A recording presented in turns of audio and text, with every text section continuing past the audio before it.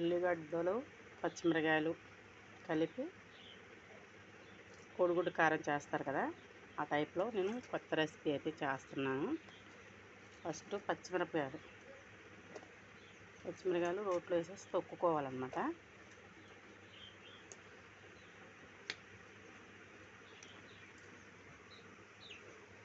దీంట్లో చింతపండు అవసరం ఉండదు ఈ కారానికి.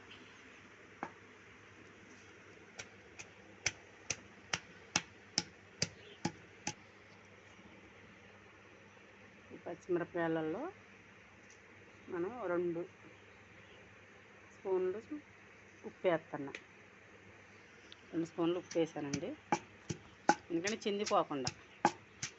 అయితే పచ్చిమిర్చి కదా, మంట పుడుతుంది.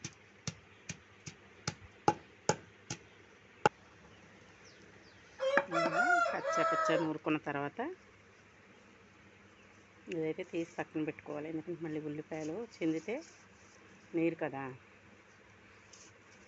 చింది పడతాయి అన్నమాట. ఇప్పుడు ఒక్కొక్క ఉల్లిపాయని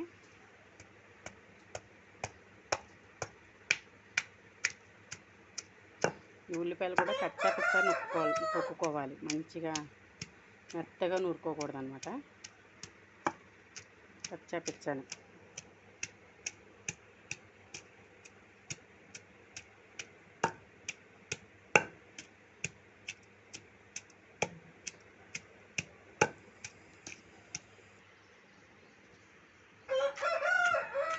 ఇలా కచ్చా పిచ్చా అయితే తొక్కుకోవాలి.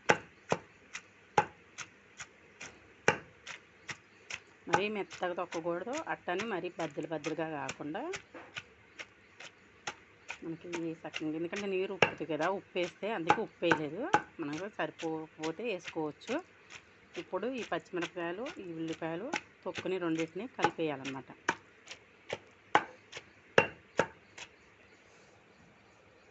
కలిపేసిన తర్వాత కొంచెం పసుపు వేసుకోవాలి, 1/2 స్పూను పసుపు వేసుకున్న తర్వాత దాన్ని మొత్తం అది చూసారు, ఉప్పు కలిసిన దాంట్లో వెంటనే నీరు అనేది ఉక్కేసిద్ది అనమాట ఉల్లిపాయలో, అందుకని చిందిపోకుండా కొద్దిగా కలిసేటట్టుగా.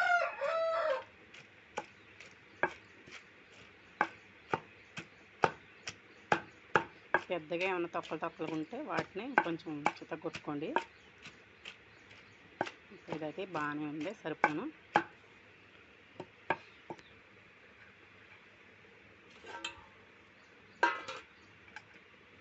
మనం దీన్ని తాలింపు పెట్టుకున్నప్పుడైనా కలిసిపోద్ది అనమాట. ఉప్పు సాలకపోతే మగ్గిన తర్వాతనే వేసుకోవచ్చు.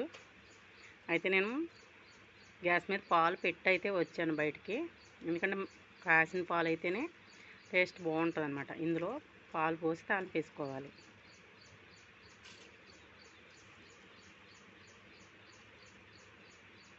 అసలు పచ్చిదే తినాలని అంత ఇష్టం అనిపించిద్దండి ఇదైతే, ఎందుకంటే అంత టేస్ట్ ఉంటుంది. ఉల్లిపాయ తొక్కు అంత టేస్ట్ ఉంటుంది ఉడుకుడు కన్నంలోకి.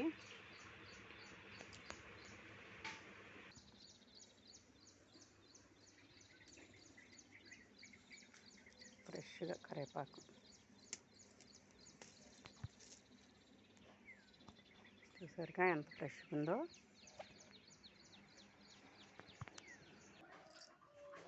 పాలు వేడి వచ్చేసినాయి. ఈ పాలను అయితే నేను పక్కా తీసుకుంటున్నాను. మళ్ళీ కళాయి పెట్టుకోవాలి.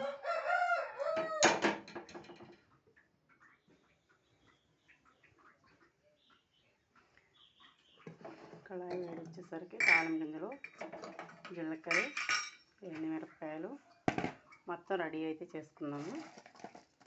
నేను తేజకాయలు తీసుకుంటున్నానండి తాలింపులకి, అయ్యే టేస్ట్ ఉంటాయి.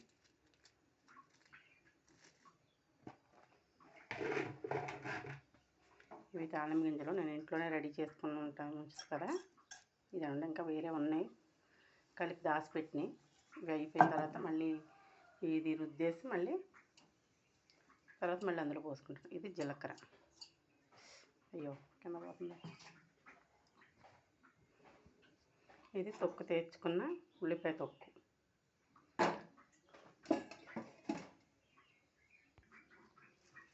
కళాయి అయితే కాకొచ్చేసింది. వేడి వచ్చిన తర్వాత నూనె పోసుకుంటున్నా. ఉల్లిపాయలు కదా కొంచెం నూనె ఎక్కువే పట్టిద్ది, అయినా టేస్ట్ కూడా దానికి తగ్గట్టే ఉంటుంది. కాకొచ్చిన తర్వాత తెలుసుకొని ఎండుమిరపకాయలను అయితే వేసుకుంటే మనకి అంటే మరీ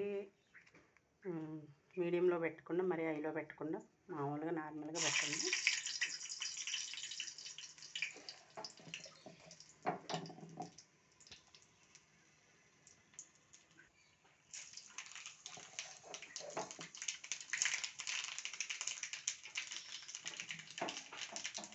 తర్వాత కొంచెం జీలకర్ర, తర్వాత కొంచెం వేసారు కదా కరివేపాకు వేసుకుంటే మాత్రం అలాగే అంటది. ఒకసారి తీసుకొని కరివేపాకు నేనైతే ఎక్కువ కరివేపాకే వాడతానండి, ఎందుకంటే మాకు దొరికింది కదా. సిటీలో అయితే కరివేపాకు కూడా కొనుక్కోవాలి కాబట్టి కొంచెం కొంచెం పొడిషన్గా వాడుకుంటారు, కానీ నేను ఎక్కువ కరివేపాకు అయితే వాడతాను. తర్వాత మనం ఉల్లిపాయలు పచ్చిమిరపకాయలు పప్పు తీసుకున్నాం కదా అయితే పెట్టాలి.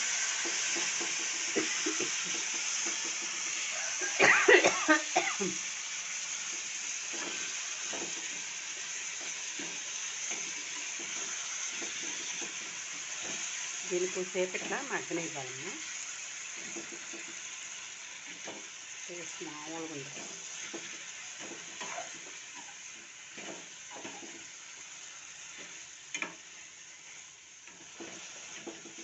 ఉల్లిపాయ పచ్చివాసన అయితే పోయిద్ది కదా, పచ్చివాసన పోయిందాక మగ్గ పెట్టుకోవాలి.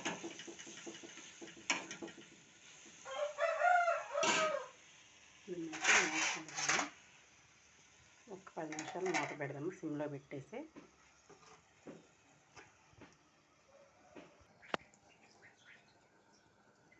ఒకసారి మూత తీసి చూద్దాము.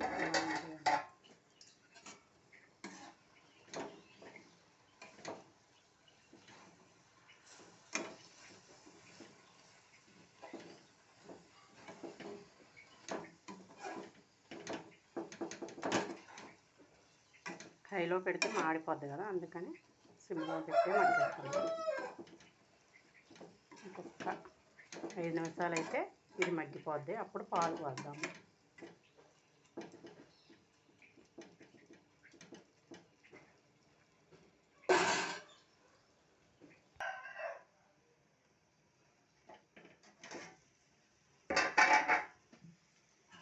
చక్కగా మగ్గింది.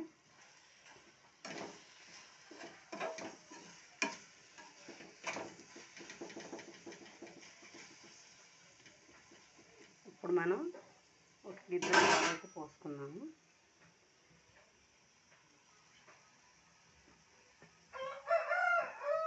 పాలు పోయటం వల్ల మనం కోడిగుడ్డు వేసుకునే అవసరం లేకుండా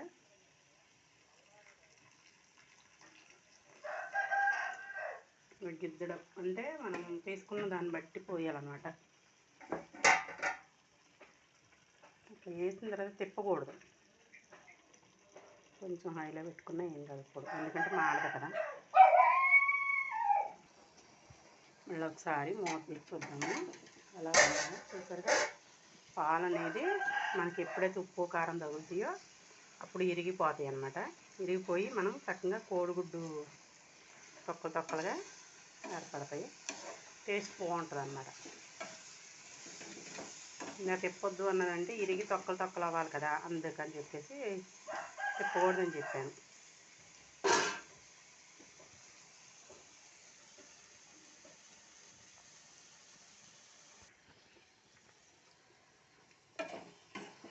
ఇక రెడీ అయిపోయింది.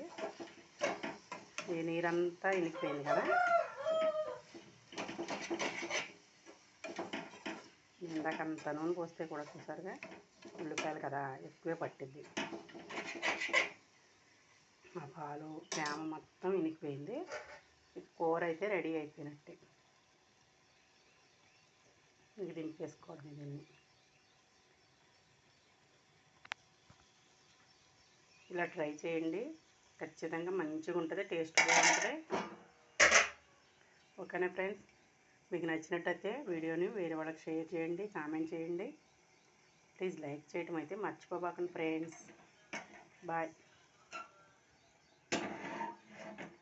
దీని పక్కన వెంటనే రైస్ పెట్టేసుకుంటాను. ఇందాక మగ్గుతున్నప్పుడే నేను రైస్ పెట్టేశాను.